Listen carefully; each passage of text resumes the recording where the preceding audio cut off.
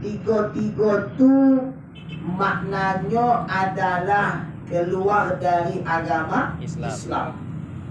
Apa lagi? Musyrik, apa lagi? Kafir, murtad. Ada soal ni. Ya. Nah. Ada nama istilahnya adalah musyrik. Musyrik. Jadi kalau kita solat itu kita baca di dalam doa iftitah. Ada kan? Allahu Akbar kabira walhamdulillahi katsira sampai habis ada nama itu wa ma'ana minal musyrikin. Di ujung wa ana minal muslimin. Aku bukan orang musyrik dan aku adalah seorang muslim. Itu kita baca. Lalu apa sebenarnya pengertian dan makna kalimat musyrik itu? Ini dia. Ada buku dalam kitab As-Sulamut Taufiq disebutkan di sana. Musyrik itu adalah seseorang yang meyakini ada yang lebih kuat, ada yang lebih hebat, ada yang bisa memberikan pertolongan selain Allah. Lalu diyakininya, maka orang yang meyakini itu disebutlah dia orang musyrik. Contoh, dulu musim batu gio, kan? Ada yang katanya Mbak Kajoki, ini kalau aku pakai ini batu ini, asal aku gesek semua wanita dekat sama. Wah. Ya, ini kalau aku siram-siramkan air nanti ke rumahku, datang lagi terus. Apa namanya? Laksdanku. Kalau itu diucapkannya, lalu diyakininya ucapannya itu, maka dia tergolong menjadi orang musyrik. Jadi tidak ada yang boleh kita percayai. Semua yang diciptakan Allah, semua yang dijadikan Allah, itu semua takkan ada manfaatnya kalau tidak Allah yang memberi manfaat. Balik kita kaji tauhid dulu nak. Kalimat qiyamu binafsihi. Allah itu berdiri tanpa membutuhkan bantuan. Semua yang diciptakan Allah pasti meminta bantuan. Kamu tanya kamu, kalau sudah tauhid kamu, membala-bala banti bapak lah, banti bapak. Aku tak perlu makan, tidak masuk dan tidak ada membal banti kebuka. Ya. Jadi kalau ada kita nih meyakini sesuatu kehebatan, meyakini sesuatu kekuatan, lalu keyakinan kita tu melebihi dari keyakinan kita kepada Allah, awas, tak ada yang paling hebat, tak ada yang paling berkuasa melainkan Allah. Maka sering kita baca dalam solat, di luar solat, la haula wala quwwata illa billahi. Tidak ada upaya, tidak ada kekuatan, tidak ada apapun kepada kita kecuali Allah yang memberi. Jadi kalau begitu anakku tak boleh. Dalam surah Al-Ikhlas kita baca Qul huwallahu Allahus samad lam yalid wa lam yulad wa lam yakul lahu kufuwan ahad. Tidak ada yang sederajat, tidak ada yang seimbang, tidak ada yang sama bagi Allah Ta'ala.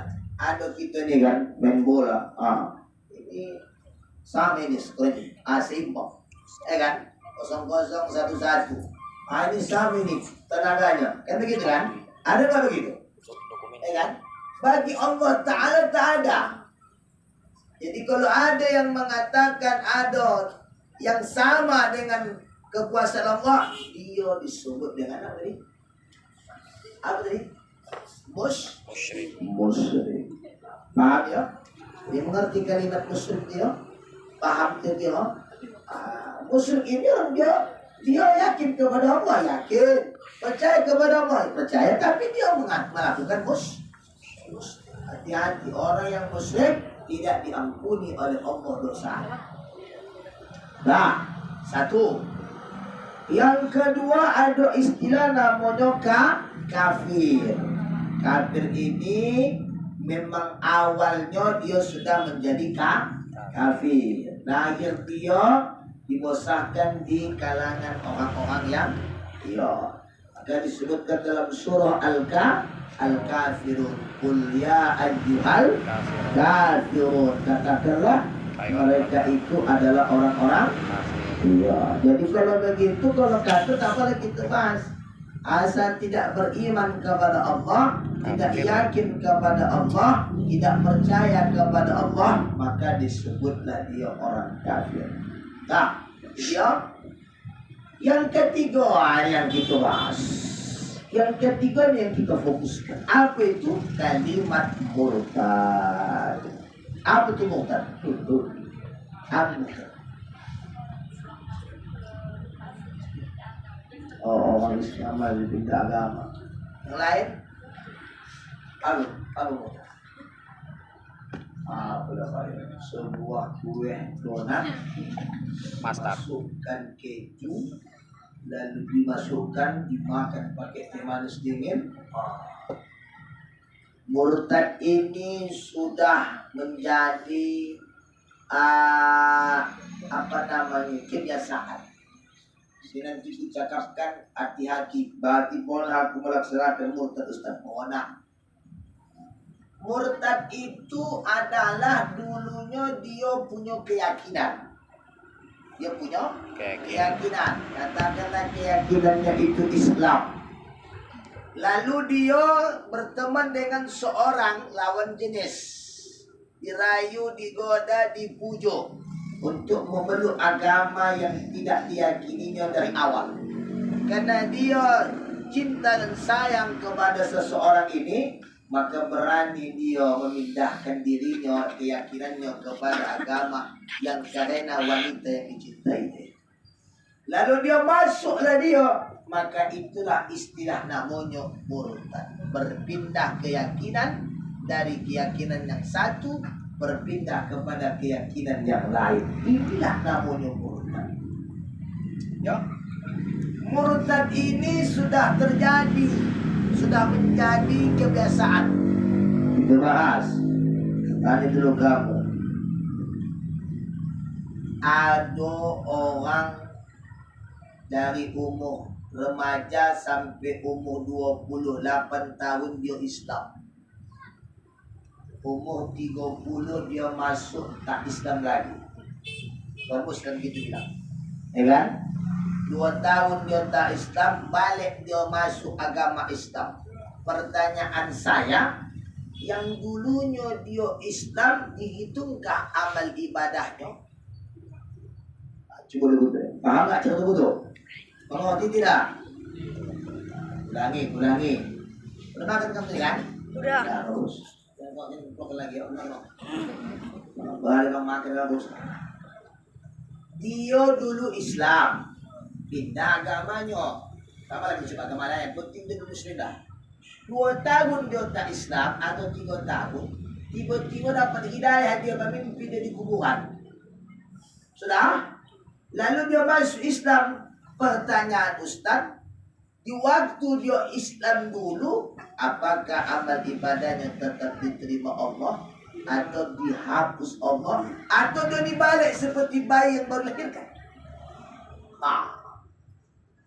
Mengerti maksud itu? Orang kan kalau masuk Islam kan seperti bayi yang baru lahir. Apakah orang murtad pindah balik agamanya Islam, apakah dia seperti bayi yang baru dilahirkan juga?